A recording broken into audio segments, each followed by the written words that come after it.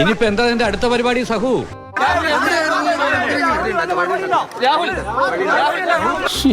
എന്തെങ്കിലും പ്രശ്നം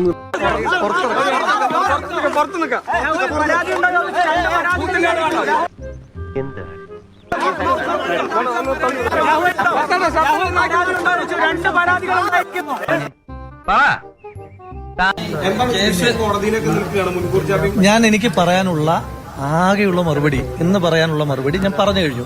അത് വിട് ഷാജിയേട്ടാ. എനിക്ക് പറയാനുള്ളതും എനിക്കെതിരെ പറയാനുള്ളതും ഏറ്റവും ബഹുമാനപ്പെട്ട നീതിന്യായ കോടതിയുടെ മുൻപാകെയുണ്ട്. ഇനി കോടതി തീരുമാനിക്കട്ടെ. സത്യം ജയിക്കുമെന്നുള്ള ഉത്തമമായ ആത്മവിശ്വാസമുണ്ട്. എന്നിട്ട് ഇതിനപ്പുറം ഒരു വാക്ക് എനിക്കിപ്പോ പറയാനില്ല.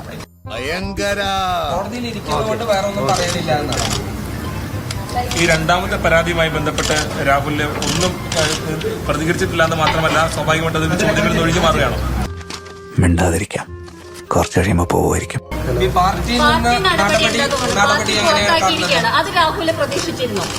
നമ്മളിനി എന്ത് ചെയ്യും മല്ലയ്യ? മൈക്കൊന്ന് മറ്റേ ചായ കുടിക്കാം. രാഹുൽ ആ നടപടി പ്രതീക്ഷിച്ചിട്ടുണ്ടായിരുന്നോ? പാർട്ടിയിൽ വലിയ വിശ്വാസമൊക്കെ അർപ്പിച്ചിരുന്നു. പാർട്ടിയിൽ നിന്ന് പൂർണ്ണമായിട്ട് സസ്പെൻഷൻ എന്നുള്ള രമേശ് ചെന്നിത്തല ഉൾപ്പെടെയുള്ള ആളുകൾ രൂക്ഷമായ വിമർശനം ഉന്നയിച്ചുകൊണ്ടാണ് അവസാന ഘട്ടത്തിൽ രംഗത്ത് വന്നത്. ഇതൊന്നും അവന്റെ നല്ലത് എനിക്ക് മനസ്സിലായി.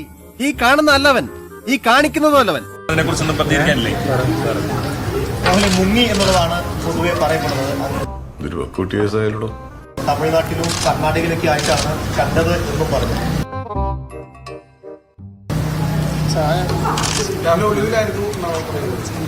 വിളിച്ചിട്ട് കിട്ടിയിരുന്നില്ല, ബന്ധപ്പെടാൻ കഴിഞ്ഞിരുന്നില്ല.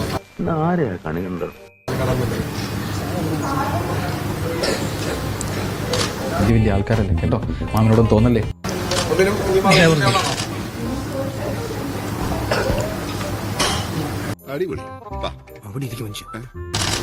ഇനി മാധ്യമങ്ങളോട് പ്രതികരണം ഇല്ല എന്നുള്ളതാണ്. അതായത് കേസ് തീരുന്നവരെ പ്രതികരണം ഇല്ല എന്നാണ് ഈ വിഷയത്തിൽ. പാലക്കാട് തുടരും. എന്താ നീക്കം?